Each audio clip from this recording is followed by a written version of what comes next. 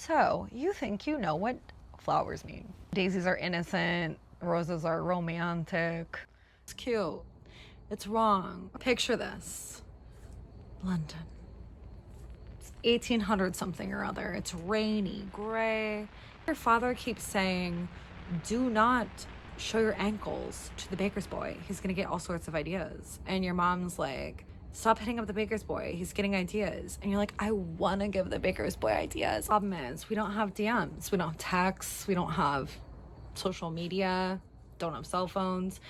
And your brother has been borrowing the carrier pigeon Thaddeus for like 3 weeks now. So what do? Well, you develop a code. Back in the Victorian era, courtesans, bridesmaids, and even spies had the same dictionary. Floriography, the language of flowers. Every bouquet held blackmail, veiled threats, or secret love. Let's learn about floriography. Tonight, we're gonna make bouquets fun and do a little decoding. Let's get into it. First up, we got Foxglove, also known as Digitalis purpurea, named after digits. I guess phalanges were taken, which is kind of a bummer because Foxglove phalanges, I'm a sucker for alliteration. That being said, it is a full moon, so maybe I'll commune with Linnaeus later and see if a renaming is in order.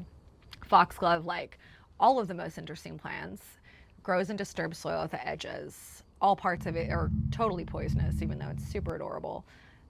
Except for, it does create digoxin, I think?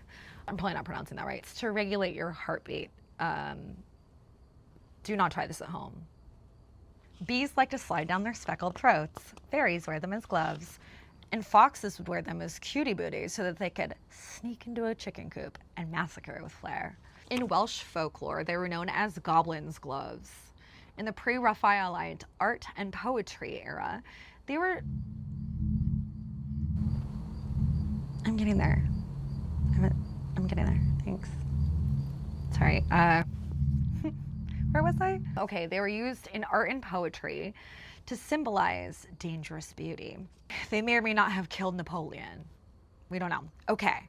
In the Victorian apothecary times, they were carried around a little bottle with skull and crossbones, but they were also used in bouquets as code. And for what? All right, ready? We got our first one. Foxgloves mean, get your notepads, danger, insincerity, and strangely, creativity, depending on intent. So like, I might love you, I might ruin you, basically like sketch or be sketch. Also, fun fact, my ex used to send me these and probably should have taken notes. Too late now. That's why he's an ex. Not because of the bouquets, because I murdered him. All right, and moving right along. Up next, we've got sweet pea. Lathyrus odoratus could also be lathyrus. I don't know, I like lathyrus because it reminds me of like a lispy Lazarus. Lathyrus feels odd. Lathyrus? Lathyrus? Lathyrus? Lathyrus? They're native to Sicily. They remind me of my grandmother. This place in Berea, Ohio. R.I.P. Ella. They are sweet, dainty, climb-up trellises, representing a nice little cutie form of attachment. Heavy doses contain a neurotoxin that can cause lathyrism, which now makes me feel like it's latherism. I don't know, man. It's a muscle weakness and paralysis. Wow, so fun, so great. Not great. Horrifying. Too dark. Back to romance in Victorian times. Okay. Little Margaret slips sweet peas under Thomas's door the morning after he... Well, you know. Let's not pretend Victorian girls were angels. Coded. Sweet peas in short mean, thank you for the lovely time. Parting is such sweet sorrow. Anemone. Anemone. Next up we have anemone. Not to be confused with one of my favorite tadpole creatures, anemones.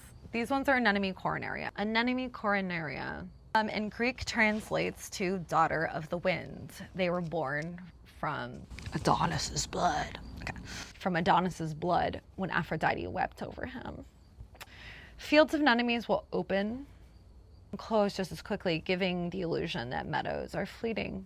In Victorian, they were coded for forsaken love or anticipation. Essentially, I called, but you never come. I know they're your favorite. I know they're one of your favorites. Thanks. Victorians would leave these when ghosted letters stayed ghosted. More things change, am I right? This next one of my favorites. I know I keep saying that, but like, I love flowers, obviously. Why else would I be doing a channel on plants and flowers if I didn't love them? Snapdragons, all right? Also known as Antirrhinum majus, Greek for snout-like, like rhino. We know rhinos, snout-like, that's what it means in Greek. Press it snaps back like a tiny little dragon. You can make them talk, which is real cute. Also, their interior is as cool as their exterior.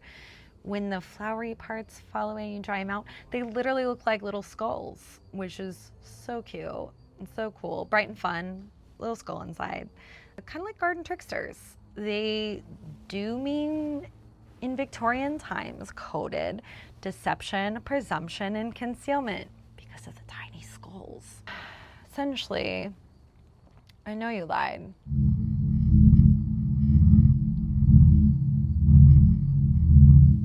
Sorry,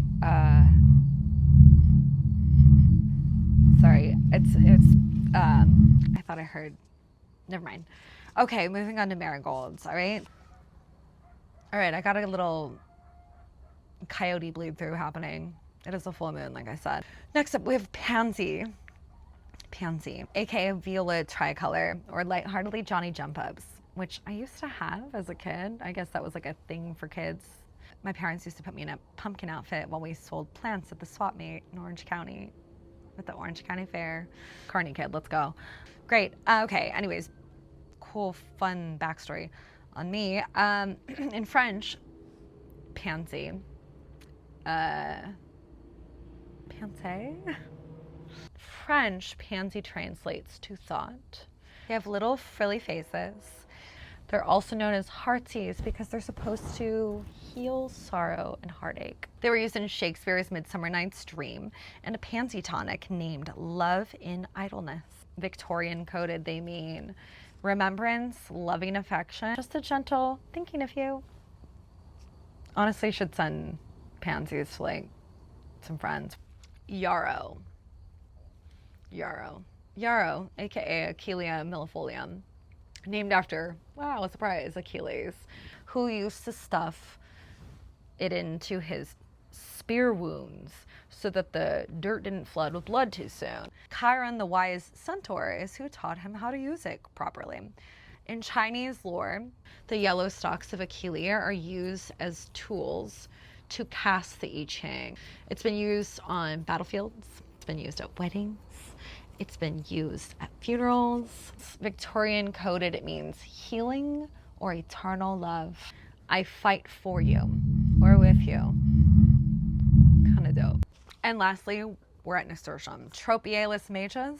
From the Latin tropium, trophy of war, it reminded Europeans of helmets and shields that they would see in battle. It can be pickled into what they call poor man's capers, and it prevents scurvy if you ever find yourself in a pirate ship, so that's cool.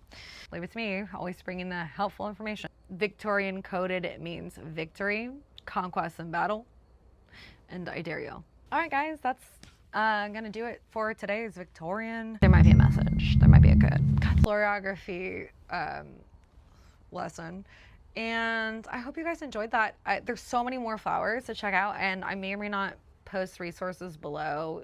I mean, you guys have Google, right? Like, you guys can figure it out. But yeah, just type in floriography Victorian. Let's bring back bouquets. Feel free to send me some. Just kidding, guys. Am I kidding? Please remember to smash that like button. And I'll be back next week with some fun facts. Remember to read your bouquets next time if you got one.